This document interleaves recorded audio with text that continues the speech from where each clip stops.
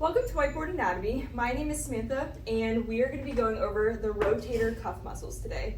So the rotator cuff is going to consist of four muscles that are going to surround our shoulder and support our shoulder. So we have the supraspinatus, the infraspinatus, the teres minor, and the subscapularis.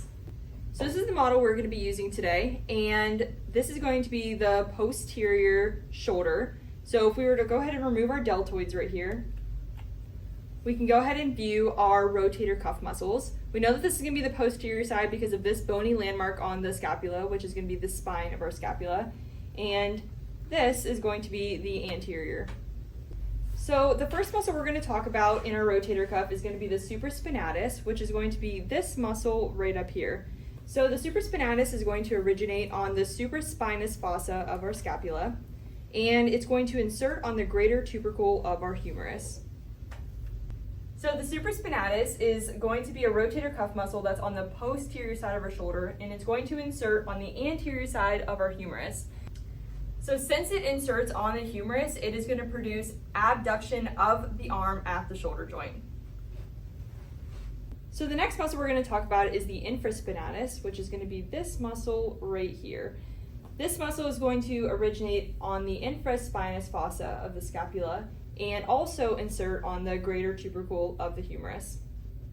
Similar to our infraspinatus muscle is going to start posterior and insert on the greater tubercle on the anterior side of our humerus. Unlike the supraspinatus, the infraspinatus is going to produce lateral rotation of the arm at the shoulder joint. This is when our arm is rotating at the joint, externally moving outwards. So the third muscle we're going to talk about is our teres minor. This muscle is going to be located right here.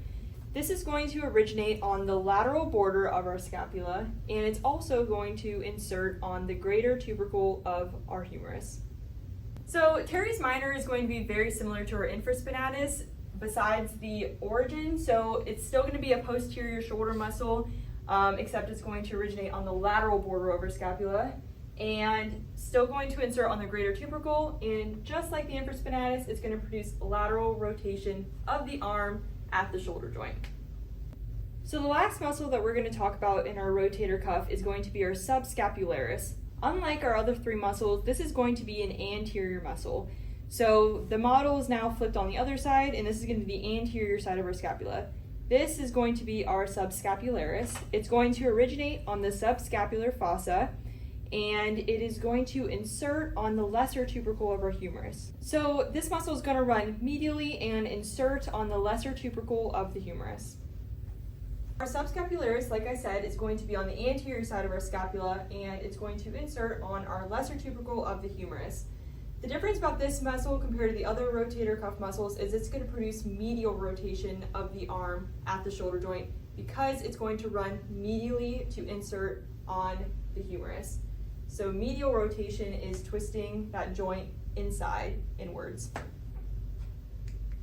So in addition to all of the individual actions that each of these muscles produce, all four of our rotator cuff muscles are going to be responsible for keeping the head of our humerus attached to our glenoid fossa of our scapula.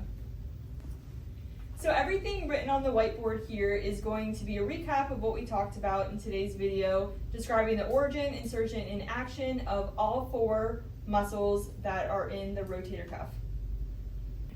Thanks for watching!